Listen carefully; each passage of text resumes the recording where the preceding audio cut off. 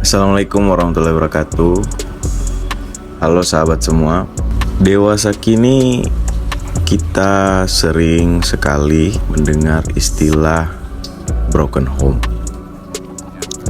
Broken home yang biasanya diartikan sebagai seseorang yang mengalami patah hati di rumahnya sendiri. Menanggapi tentang fenomena atau kejadian seperti broken home, terlebih dahulu kita bisa mengklasifikasi orang-orang yang mengalami broken home. Biasanya yang pertama karena si bapak meninggal atau si ibu meninggal dunia, atau misalnya terjadi perceraian, atau misalnya dia diadopsi, kemudian dia menjadi anak tiri dalam satu keluarga. Menanggapi fenomena broken home, justru kita melihat ada dampak dari kejadian itu, dampak yang dialami oleh seseorang yang broken home, yakni mengalami ketidakstabilan kejiwaan secara emosional, kemudian kehilangan, bahkan bisa menyebabkan kehilangan arah untuk melanjutkan kehidupannya, mengalami depresi juga dan segala macam.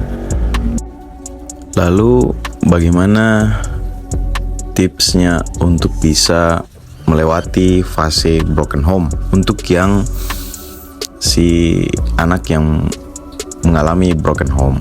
Jadi yang pertama mungkin harus merubah lingkungan, karena anak-anak broken home ini secara psikologis dia akan lebih memilih lingkungan yang bisa mengakui eksistensinya. Dia akan mencari itu, membuat dia merasa aman, nyaman, tentram, damai.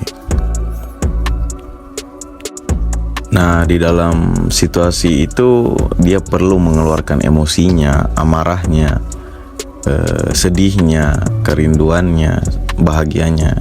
Dia butuh lingkungan, karena saat ini mungkin dia sudah tidak mendapatkan itu di rumahnya sendiri atau di keluarganya sendiri. Nah, itulah yang sebagai seorang broken home harus bisa memilih lingkungan mana dia bergaul selama dia mengalami fase terpuruk dalam hidupnya. Dia harus memilih lingkungan seperti apa, karena lingkungan sangat berpengaruh. Jadi seorang broken harus jeli memilih lingkungan seperti apa yang bisa membantu dia meluapkan semua emosi, kemarahannya, kerinduannya, kesedihannya, dan rasa senangnya.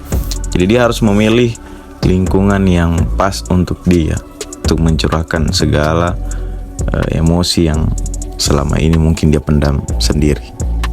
Karena jika dia tidak pintar-pintar untuk memilih lingkungannya, justru lingkungannya itulah yang bisa menyebabkan dia terpuruk dan tenggelam lebih dalam lagi dalam suasana yang makin gelap, yang menggelapkan dia, membuat dia makin terpuruk, tersesat selama-lamanya. Jadi sahabat, untuk kalian yang mengalami broken home, kalian harus bisa lebih pintar untuk memilih lingkungan. Dan untuk kalian yang memiliki teman yang kalian rasa dia mengalami broken home, segera bantu dia untuk bisa diarahkan ke lingkungan yang setidaknya membuat dia tidak tenggelam dalam kesesatan. Kemudian yang berikutnya adalah pengetahuan. Jadi yang bisa menjadi modal seorang broken home adalah pengetahuannya sendiri.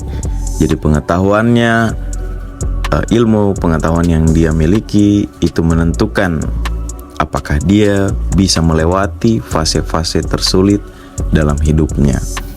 Maka dari itu, teman-teman yang sedang mengalami broken home atau kalian yang memiliki teman broken home, sebaiknya untuk tetap belajar, mencari tahu, kemudian memahami sesuatu itu dengan sungguh-sungguh. Tidak boleh hanya karena dalam keterpurukan kita jadi enggan belajar.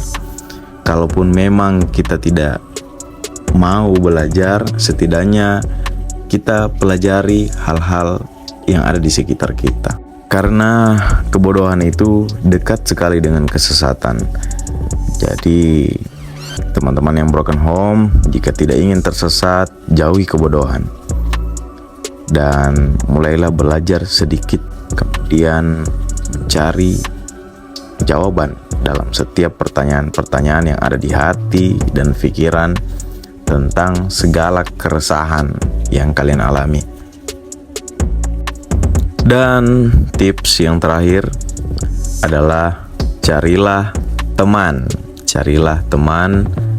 atau circle yang bisa membuat kalian berekspresi atau kalian bisa mengekspresikan kalian punya keresahan, emosi melalui kreativitas. Dan pertemanan itu, circle itu sangat penting untuk memberikan kita energi positif.